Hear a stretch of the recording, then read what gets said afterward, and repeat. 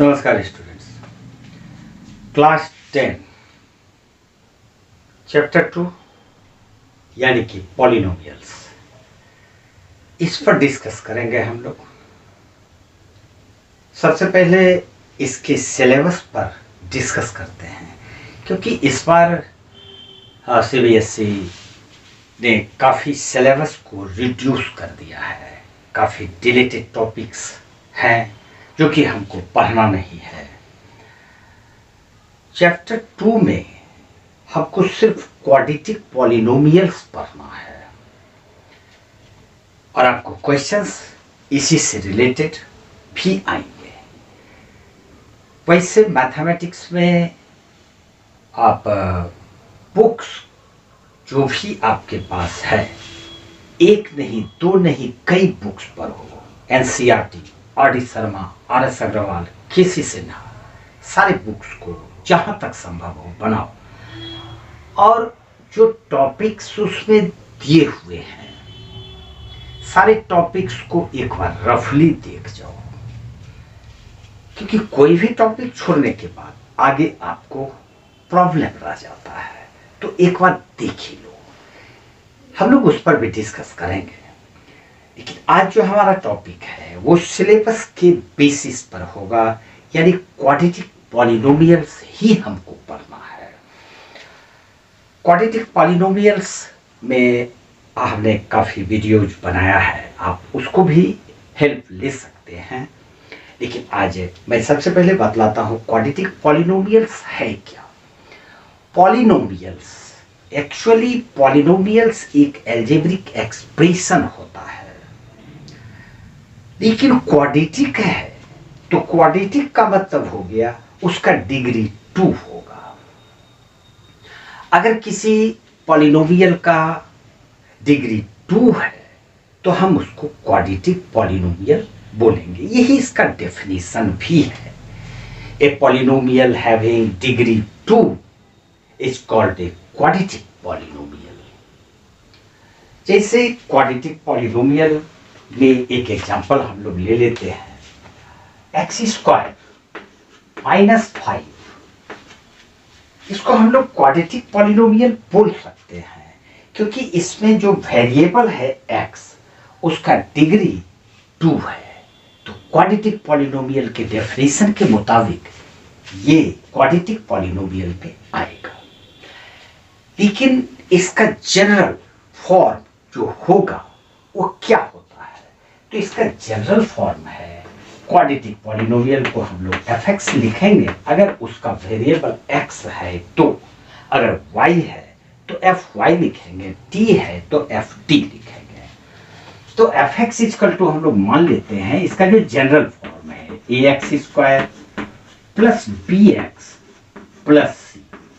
यहां पर x और यहां भी x है, यहां x² है, यहां x है। तो सबसे पहले तो ये देखेंगे कि इसका डिग्री 2 है, 2 और यहां 1, और यहां हम इसको x का डिग्री 0 कर सकते हैं, क्योंकि हम इसको लिख सकते हैं x⁴ इसको 1। तो हम देखते हैं कि ये x का जो पावर है, जो डिग्री है, वो डिक्रीजिंग ऑर्डर में है। तो मैक्सिमम पावर को देखा जाएगा, मैक्सिमम डिग्री को देखा जाएगा, तो मैक्सिमम 2 है, इसलिए ये क्वाड्रेटिक पॉलिनोमियल हो गया और ये इसका जनरल फॉर्म भी है। x यहां पर वेरिएबल है और a, b एंड c ये रियल नंबर्स है, हम इसको रियल नंबर्स बोलेंगे। तो इस प्रकार से क्वाड्रेटिक पॉलिनोमियल का ये फॉर्म है, आप इसको याद रखो। इसका एक कंडीशन है जो बहुत जरूरी है, उसको जरूर याद रखना कि क्वाड्रेटिक पॉलिनोमियल्स तो इसका ये जनरल फॉर्म हुआ, लेकिन इसमें से a कभी भी 0 के इक्वल नहीं होगा। अगर a को 0 के इक्वल कर देते हो तो वो क्वाड्रेटिक पॉलिनोमियल में नहीं रखा जाएगा। b को आप 0 कर सकते हो, c को आप 0 कर सकते हो, लेकिन a किसी भी कंडीशन में 0 नहीं होगा। एक बात मैं यहां पर और बताना उचित समझूंगा, क्वाड्रेटिक पॉलिनोमियल मोनोमियल हो सकता है, कोई भी क्वाड्रेटिक पॉलिनोमियल है तो वो मोनोमियल हो सकता है। क्वाड्रेटिक पॉलिनोमियल बाइनोमियल भी हो सकता है और क्वाड्रेटिक पॉलिनोमियल ट्राइनोमियल भी हो सकता है। यानी क्वाड्रेटिक पॉलिनोमियल का ये तीनों फॉर्म हो सकता है। हम एक एक एग्जांपल देख ही लेते हैं। मोनोमियल ऐसा पॉलिनोमियल जिसमें कि एक ही टर्म हो, having one and only one term. तो हम इसको लिखेंगे 2x स्क्वायर। स्क्वायर देना जरूरी है क्योंकि क्वाड्रेटिक पॉलिनोमियल है तो स्क्वायर दोगे ही। बाइनोमियल का मतलब हुआ उसमें दो टर्म्स रहेगा, तो हम इसको लिखेंगे x स्क्वायर -4। देख रहे हैं कि x का डिग्री 2 है और ये one term and one term, two terms है, तो हम इसको मोनोमियल बोलेंगे। ये दोनों क्वाड्रेटिक पॉलिनोमियल है। बच जाता है ट्राइनोमियल। तो ट्राइनोमियल तो ये जनरल फॉर्म ही है, हम इसको बोल सकते हैं x स्क्वायर -2x + 4। यहां पर 3 टर्म्स है, 1, 2 और 3। तो ये क्वाड्रेटिक पॉलिनोमियल के अंतर्गत आ जाएगा। क्वाड्रेटिक पॉलिनोमियल में भी मोनोमियल, बाइनोमियल और ट्राइनोमियल। अब हम लोग चलते हैं जीरोज क्या है। सबसे पहले जीरोज के विषय में डिस्कस करेंगे और इसके पहले भी एक टॉपिक है वैल्यू ऑफ पॉलिनोमियल, तब हम लोग इसके रिलेशनशिप को वेरीफाई करेंगे। ये दो topics, value of a polynomial and zeros of a polynomial, इस पर डिस्कस करते हैं। इस पर डिस्कस करने के पहले एक पॉलिनोमियल हम लोग ले लेते हैं। मोनोमियल ले लो, बाइनोमियल ले लो, ट्राइनोमियल ले लो, कोई भी पॉलिनोमियल ले लो, इससे कोई अंतर नहीं पड़ेगा। हम लोग एक ट्राइनोमियल ले लेते हैं। fx = x² - x - 6। ये एक क्वाड्रेटिक पॉलिनोमियल है और ये ट्राइनोमियल है। ट्राइनोमियल इसलिए 1, 2, 3 टर्म्स एंड क्वाड्रेटिक इसलिए बोलेंगे क्योंकि इसका पावर यानी कि मैक्सिमम डिग्री इसका 2 है x का, तो क्वाड्रेटिक पॉलिनोमियल है। और ट्राइनोमियल 3 टर्म्स। अब हम लोग इसके पहले topic value of a polynomial पर डिस्कस करते हैं। वैल्यू क्या है? अगर ये दिया जाए find the value of the polynomial x² - x - 6 at x = -1, ये गिवन होगा। x = -1 हो, -½ हो, +2 हो, +5 हो, कुछ भी हो, कोई ना कोई x का वैल्यू होगा, तभी उसका वैल्यू हम निकाल सकते हैं। तो यहाँ पर इस पॉलिनोमियल का वैल्यू हमको फाइंड करना है एट x = -1। अब हम लोग इसको x के जगह पे -1 रखेंगे तो ये आ जाएगा f - 1 = x के जगह पे -1 का होल स्क्वायर प्लस माइनस है, माइनस x की जगह पे -1 और फिर -6। जहां भी x है -1 उसके जगह पे सब्स्टिट्यूट करेंगे। x² - 1² माइनस x = -1 और -6 है तो -6 रखा, -1 का स्क्वायर 1 -1 और -6 2 -6 = -4। यही इसका आंसर है। यानी कि value of the polynomial x² - x - 6 at x = -1 = -4। इस तरह का कोई भी पॉलिनोमियल का कोई भी value at any point of x हम लोग फाइंड कर सकते हैं। टॉपिक नंबर 2 आता है जीरोज ऑफ द पॉलिनोमियल और यही पढ़ना है। ये सबसे अहम टॉपिक है, सबसे इंपॉर्टेंट टॉपिक। सबसे पहले जीरो किसको बोलते हैं, चलो एक एग्जांपल लेते हैं। पॉलिनोमियल सेम रहने दिया x² - x - 6। हमको इस पॉलिनोमियल का जीरोज फाइंड करना है। चलो एक वैल्यू मैं अपने मन से लेता हूं, x = 3। ऐसे ही अंदाज से एक वैल्यू x इक्वल टू 3 ले लिया। अब ये x के जगह पे 3 सब्स्टिट्यूट करते हैं, तो fx equal to X square minus X minus 6 polynomial है।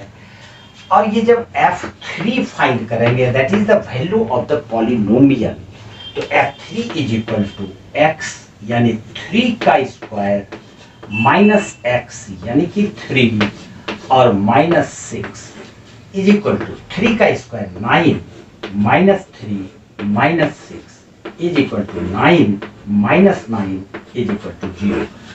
हम लोग क्या देख रहे हैं? हम लोग देख रहे हैं कि f3 इज इक्वल टू 0 आ गया। यहीं पर 0 का डेफिनेशन क्लियर हो गया। क्या हो गया? x का वो वैल्यू यानी कौन सा वैल्यू? तो x का ये वैल्यू जिस वैल्यू पर fx 0 देता हो, x का वो वैल्यू जिस वैल्यू पर fx 0 देता हो, हम उस वैल्यू को, किस वैल्यू को? इस वैल्यू को 0 बोलेंगे, 0 ऑफ द पॉलिनोमियल। यानी कि इस पॉलिनोमियल का एक 0, अभी हम लोग एक 0 देखे हैं, ये 3 कह सकते हैं, नो डाउट, कोई शक नहीं इसमें है। अब सवाल ये उठता है कि ये तो क्वाड्रेटिक पॉलिनोमियल है, क्वाड्रेटिक पॉलिनोमियल है तो इसका x का 2 वैल्यूज आना चाहिए, यानी कि इसका 2 जीरोज आना चाहिए। अभी तक तो एक ही 0 फाइंड किया, अंदाजे से किया, लेकिन किया तो अब एक दूसरा वैल्यू भी मैं अंदाज से ही ले लेता हूँ। और क्या ले लेता हूँ? x इज इक्वल टू -2, अंदाजे मार दिया ढेला, लगेगा तो आम गिरेगा, नहीं लगेगा तो नहीं गिरेगा।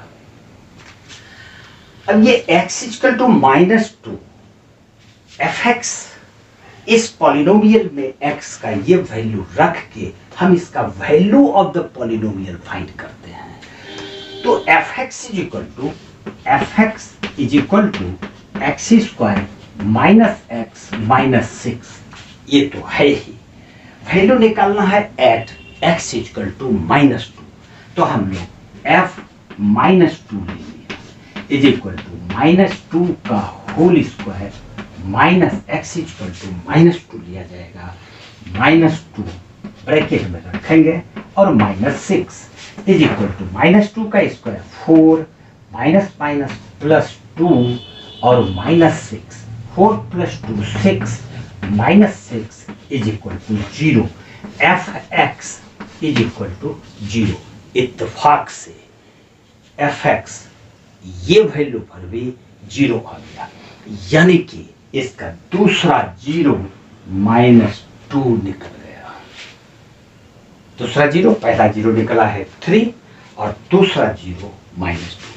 इसी दोनों वैल्यू को अब हम देख सकते हैं, therefore 0 is equal to 3 and -2।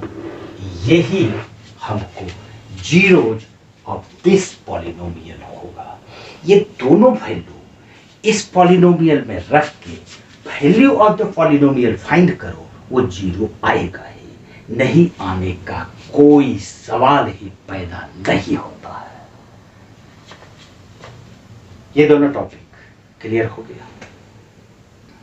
उम्मीद है कि जरूर समझ में आया होगा, और अगर नहीं समझ में आता है तो बताओ। और भैया एक बात तो बताना मैं बार बार भूल जाता हूँ, जरा सब्सक्राइब करो, शेयर करो इसको, वीडियो को, मजा आता है।